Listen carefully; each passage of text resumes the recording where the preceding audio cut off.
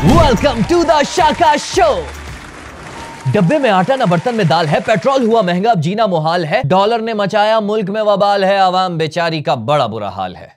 तुम पटवारी फिर तमाशा देखने, पेट्रोल पर 35 रुपए बढ़ा दिए। चापलूस मीडिया ना कुछ बोलता है ना कुछ दिखाता है। रात को घर जाओ तो बिजली नहीं होती, सुबह उठो तो गैस नहीं, जेब में पैसे नहीं, मगर तुम कीमे वाला नान खाओगे और सो जाओगे। मियाँ साहब को वापस बुलाकर क्या उखाड़ लोगे तुम लोग? इसहाकडार को बुलाया था तुम लोगों ने, देखो देखो क्या किया उसने, डॉलर कहाँ पहुँचा दिया, दाल खाने के भी पैसे नहीं छोड़े, बच्चों के पैम्पर क्या खरीदोगे तुम लोग? तुम अपनी ऐसे ही रगड़ते रहोगे तो रगड़ो रगड़ो। ऊपर से हम खानदान बैठकर हम सब पर राज कर रहे हैं सिर्फ तुम लोगों की वजह से। वो कहते हैं कुछ ना करके भी वोट तो हमारा है, हमारा है। जिंदा लाशें बने पड़े रहना, अपने हक के लिए मत निकलना, मत निकलो, मरो, पड़े रहो, सड़ो। तुम्हारी औलादें भी यही मरेंगी, लेकिन उन्हें क्या, उनकी औलादें तो लंदन में बैठी है। बहुत बुरा हाल है, मगर आप ज्यादा उदास ना हो। शहबाज शरीफ कीमतें कम करने के लिए पर्सनल इंटरेस्ट ले रहे हैं। अरे वीडियो कॉल लीक हो गई है शहबाज शरीफ और इसहाकडार की बात करते हुए, मैंने भी उसी में सुना है। अगर आप तेल की कीमत कम कर दे तो हुकूमत को कोई नुकसान नहीं। करो फिर 70 रुपए फी लीटर फिल फॉर, उसमें कमी करनी चाहिए। तो करो ना भाई, क्यों नहीं कर रहे? उससे फायदा क्या होगा? आपकी इन्फ्लेशन कम होगी और आम आदमी को रिलीफ होगा और हुकूमत को कोई नुकसान नहीं होगा, कतन। चलिए बहुत बहुत खुश रहिए। बस बस बस, मजाक मत समझें। शहबाज शरीफ बहुत संजीदा है मुल्क के लिए। पता है तन्हाई में क्या गुनगुनाते हैं? है वतन, है वतन, है वतन। मैं अपनी जान दे दूंगा पाकिस्तान के लिए।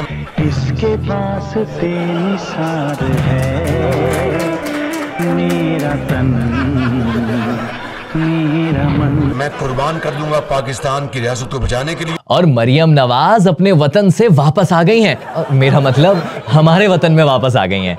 एक तो ये जर्नलिस्ट भी ना बहुत सवाल करते हैं। ख्वाजा साहब, आपकी लीडर पाकिस्तान आई है, क्या कहेंगे आप मरियम नवाज? वो तो आपको बाहर निकल के अंदाजा होगा जब आपकी पेट्रोल की कीमत सुन के फटेगी। बेटा कैसे कैसे सवालात करते हो? अरे उठाना सीखो, उठाना सीखो।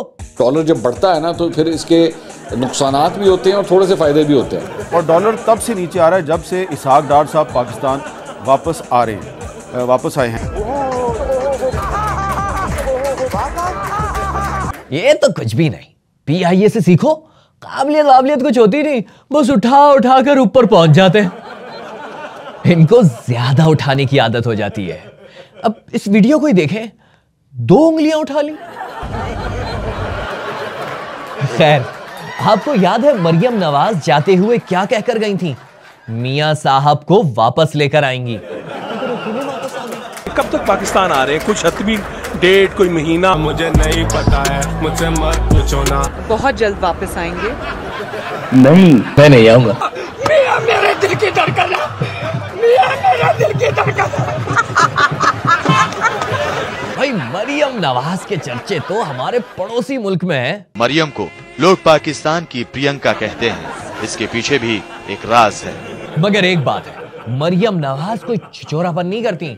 10 साल पहले जो कहा था आज भी उस पर कायम है। जो चीज मुझे बुरी लगती है एज ए पाकिस्तानी, जो चीजें मुझे टॉक शोज में देख के बुरी लगती हैं, एक दूसरे पे कीचड़ उछालना, एक दूसरे के ऊपर इल्जामात लगाना, जो कि बहुत सारे लोग आजकल कर रहे हैं, मैं उसका हिस्सा नहीं बनना चाहती। आपको बाप के लोगों ने वोट दिया है, बाप के कहने पर वोट दिया है। जादू टोने जिन्नात हिसाब किताब होता फाल जंतर मंतर। और इनके शौहर कौमी यूथ के नए लीडर कैप्टन सफदर ने बयान दिया है कि मैं बहुत ही बड़ा यूथ का लीडर हूं, क्योंकि मैं यूथ के बारे में बहुत जानता हूं। किसी को मेरी यूथ पे शक है तो क्या करें? सुनिए। जिसको मेरी यूथ पे शक है वो कभी वो कभी मेरे बालाखाने पे आ जाए। मस्खरे लगते हैं आप जब ये काम करते हैं। वो कभी मेरे बालाखाने पे आ जाए। लानत है, लानत है, लानत है। कैप्टन सफदर साहब, हम आपका दुख समझ सकते हैं। कुर्बत के ताल्लुकात में दूरियां इंसान के दिमाग को बावला कर देती हैं। फिर वो सड़क पर खड़ा होकर हर एक को अपने बालाखाने में आने की दावत देता है। वो कभी मेरे बालाखाने पे आ जाए। मस्खरे लगते हैं आप। भाई सब्र करें, अल्लाह पर भरोसा रखें, जन्नत में काम हो जाएगा अगर गए। वो कभी मेरे बालाखाने पे आ जाए। इसीलिए आपका बालाखाना खाली है, लेकिन एक और खाना है जिसे तहखाना कहते हैं। आपको उस खाने में जाने की जरूरत है जहां पर ना रोशनी आए ना धूप आए। तहखाने में सिर्फ एक खाना हो जो कि आपकी बुनियादी जरूरियात पूरी कर सके, और वो खाना आना है, समझ रहे हो? और दूसरी तरफ बेचारे शेख रशीद, आपको पता है गिरफ्तारी के बाद उनसे जबरदस्ती की जा रही है। गुलाब जल छिड़को गजराज, गुलाब जल छिड़को। जी सर। गुलाब जल छिड़को, छिड़को गुलाब जल। भाई मुझे पेशाब ही नहीं आता तो कहां से दूं? और पीएसएल का नया सीजन आ गया, दुनिया भर में अच्छी क्रिकेट खेलने वालों में खुशी की लहर दौड़ गई है।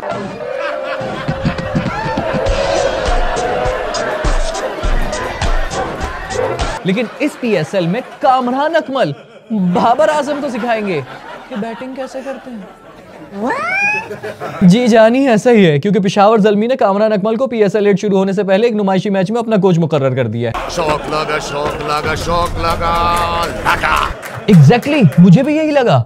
लेकिन पीसीबी के नए बाबू ने कामरान अकमल पर सिर्फ यही मेहरबानी नहीं की, उन्हें तमाम जूनियर्स टीमों का चीफ सेलेक्टर भी बना दिया। क्या बात है सर, क्या बात है सर, क्या बात, ये बात है। उठा ले रे बाबा, उठा ले। कामरान से पूछा तो उन्होंने कहा मुझे जॉब मिल गई है, इसलिए आप लोग। हाँ भाई बाबर, अब तो आपके कजन कामरान अकमल कोच बन गए, पीसीबी में मिनिस्टर लेवल पर आ गए। लेकिन मिनिस्टर को थोड़ा टाइट भी करना पड़ेगा। लेकिन भाई को ओहदा मिलते ही उमर अकमल आ गए चौड़े में, और किंग बाबर को ले रहे हल्का।